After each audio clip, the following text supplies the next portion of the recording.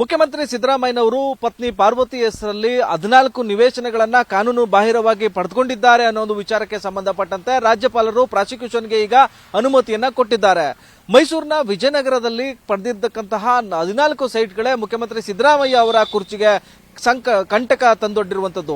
ಬಹಳ ಮುಖ್ಯವಾಗಿ 1998ರಲ್ಲಿ ದೇವನೂರು ಬಡಾವಣೆಯನ್ನ ನಿರ್ಮಾಣವನ್ನ ಮಾಡೋದಿಕ್ಕೆ ಮುಖ್ಯಮಂತ್ರಿ ಸಿದ್ದರಾಮಯ್ಯ ಅವರ ಪತ್ನಿಗೆ ದಾನ ಬಂದಂತಹ ಜಾಗಕ್ಕೆ ಬದಲಿ ನಿವೇಶನವನ್ನ ಪಡೆದುಕೊಂಡಿರುವಂತಹ ವಿಚಾರ ಈಗ ಮುಖ್ಯಮಂತ್ರಿ ಸಿದ್ದರಾಮಯ್ಯ ಅವರ ಕುರ್ಚಿ ಅಲುಗಾಡುವಂತೆ ಮಾಡಿದೆ.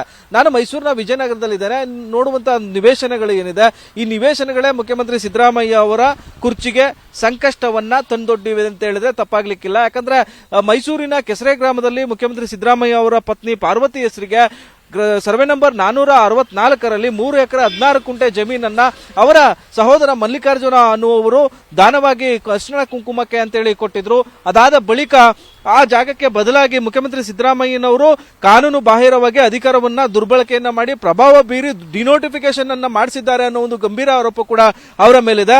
ಸಿದ್ದರಾಮಯ್ಯ ಅವರಿಗೆ ಅವರು ಕಳ್ಕೊಂಡಿದ್ದಂತಹ ಭೂಮಿ ಬದಲಿಗೆ 1,48,104 ಚದರ ಅಡಿ ಭೂಮಿಗೆ ಬದಲಾಗಿ 38,284 ಚದರ ಅಡಿ ಭೂಮಿಯನ್ನ ಕೊಡಲಾಗಿದೆ ಅನ್ನೋ ಒಂದು ಆರೋಪ ಕೂಡ ಇದೆ. 98ರಲ್ಲಿ ವಶಪಡಿಸಿಕೊಂಡಂತಹ ಭೂಮಿಗೆ 2021ರಲ್ಲಿ ಭೂಮಿಯನ್ನ ಕೊಟ್ಟಿರೋದು ಹೇಗೆ ಅನ್ನೋ ಒಂದು ಪ್ರಶ್ನೆಯನ್ನ ಮುಖ್ಯಮಂತ್ರಿ ಸಿದ್ದರಾಮಯ್ಯನವರ ವಿರುದ್ಧ ಕಾನೂನು ಸಮರವನ್ನ ಸಾರಿರ್ತಕ್ಕಂತಹ ಖಾಸಗಿ ವ್ಯಕ್ತಿಗಳು ಮಾಡ್ತಾ ಇರ್ತಕ್ಕಂಥದ್ದು. ಜೊತೆಗೆ ಬದಲಿ ನಿವೇಶನವನ್ನ ದೇವನೂರು ಬಡಾವಣೆಗೆ ವಶಪಡಿಸಿಕೊಂಡಂತಹ ಜಾಗದಲ್ಲಿ ಸೈಟ್ ಇದ್ರೂ ಕೂಡ ಅಲ್ಲಿಯೇ ಕೊಡೋದನ್ನ ಬಿಟ್ಟು ವಿಜಯನಗರದಲ್ಲಿ ಕೊಟ್ಟಿದ್ದು ಯಾಕೆ ಅನ್ನೋ ಒಂದು ಪ್ರಶ್ನೆಯನ್ನ ಕೂಡ ಈಗ ಎದ್ದಿರ್ತಕ್ಕಂಥದ್ದು. ಯಾಕಂದ್ರೆ ಅಲ್ಲಿ 2,000ದಿಂದ 3,000 ಚದರ ಅಡಿಗೆ ಚದರ ಅಡಿಗೆ ಹಣ ಇದೆ.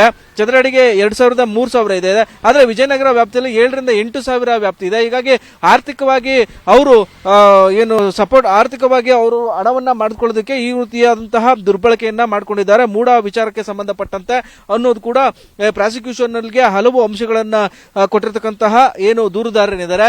ಮುಖ್ಯಮಂತ್ರಿ ಸಿದ್ದರಾಮಯ್ಯನವರ ವಿರುದ್ಧ ಪ್ರಾಸಿಕ್ಯೂಷನ್ಗೆ ಅನುಮತಿಯನ್ನ ಕೊಡಬೇಕು. ಮೂಢ ವಿಚಾರದಲ್ಲಿ ಅವರ ಪತ್ನಿಯ ಹೆಸರಿನಲ್ಲಿ 14 ನಿವೇಶನವನ್ನು ಪಡೆದುಕೊಂಡಿದ್ದಾರೆ ಅನ್ನೋ ಒಂದು ವಿಚಾರವನ್ನು ಮುಂದಿಟ್ಟುಕೊಂಡು ಪ್ರಾಸಿಕ್ಯೂಷನ್ಗೆ ಈಗ ಮುಖ್ಯಮಂತ್ರಿ ಸಿದ್ದರಾಮಯ್ಯ ಅವರಿಗೆ ಪ್ರಾಸಿಕ್ಯೂಷನ್ ಅನ್ನ ಕೊಟ್ಟಿರ್ತಕ್ಕಂಥದ್ದು ರಾಜ್ಯಪಾಲರು. ಈ ಹಿನ್ನೆಲೆಯಲ್ಲಿ ಈ ನಿವೇಶನಗಳೇ ಮುಖ್ಯಮಂತ್ರಿ ಸಿದ್ದರಾಮಯ್ಯ ಅವರಿಗೆ ಸಂಕಷ್ಟಕ್ಕೆ ತಂದೊಡ್ಡಿರುವಂತದ್ದು.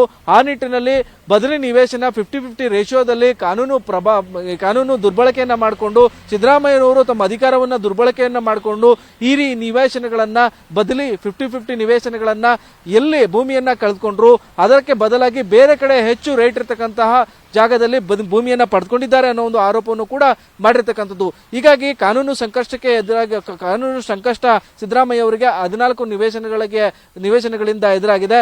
ಹೀಗಾಗಿ ಮುಂದೆ ಈ ಕಾನೂನು ಸಂಕಷ್ಟ ಸಿದ್ದರಾಮಯ್ಯನವರ ಕುರ್ಚಿಗೆ ಎಲ್ಲಿ ತನಕ ಸಂಕಷ್ಟ ಬರುತ್ತೆ ಅನ್ನೋದನ್ನ ಕಾದು ನೋಡಬೇಕು. ಪ್ರಾಸಿಕ್ಯೂಷನ್ ಅನುಮತಿಯನ್ನ ಕೊಟ್ಟಿರ್ತಕ್ಕಂಥ ಹಿನ್ನೆಲೆಯಲ್ಲಿ ವಿಪಕ್ಷಗಳು ಇದನ್ನ ಪ್ರಬಲವಾಗಿ ಅಸ್ತ್ರವನ್ನ ಮಾಡಿಕೊಳ್ಳುವ ಮೂಲಕವಾಗಿ ಸಿದ್ದರಾಮಯ್ಯನವರ ರಾಜೀನಾಮೆಗೂ ಕೂಡ ಒತ್ತಾಯಿಸ್ತಾ ಇದೆ. ಹೀಗಾಗಿ ಬದಲಿ ನಿವೇಶನ 50-50ಯಲ್ಲಿ ಪಡೆದುಕೊಂಡಂತಹ 14 ನಿವೇಶನಗಳೇ ಇದೀಗ ಮುಖ್ಯಮಂತ್ರಿ ಸಿದ್ದರಾಮಯ್ಯನವರನ್ನ ಸಂಕಷ್ಟಕ್ಕೆ ತಂದು ದೂಡಿರುವಂತದ್ದು. ಕ್ಯಾಮರಾಮನ್ ಧನು ಜೊತೆ Suresh B, power TV, Mysuru.